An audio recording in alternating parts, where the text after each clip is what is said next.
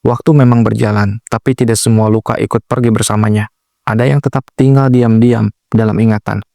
Kita tidak pernah benar-benar melupakan. Kita hanya belajar menjalani hari-hari dengan rasa sakit yang lebih terorganisir. Ada nama-nama yang tidak lagi disebut, tapi masih sering hadir dalam diam. Di tengah malam yang sepi, mereka bilang, waktu adalah obat.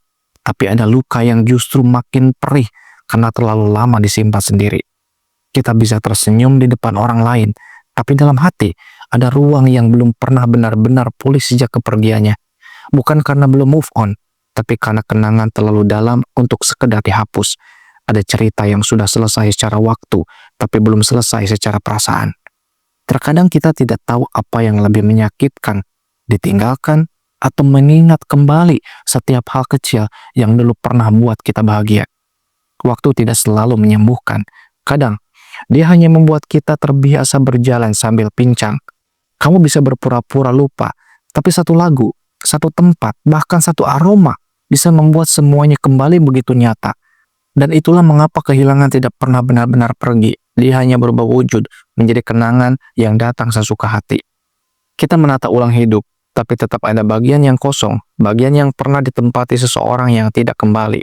Kamu bisa bahagia, bisa tertawa, bisa mencintai yang baru, tapi luka lama kadang muncul tanpa permisi. Mungkin bukan waktunya yang kurang, tapi hatimu yang terlalu dalam mencintai. Orang-orang mengira kamu sudah baik-baik saja, padahal kamu hanya pandai menyembunyikan hancurmu. Tidak apa-apa jika kamu masih merindukannya. Yang salah adalah memaksa dirimu untuk melupakan paksa.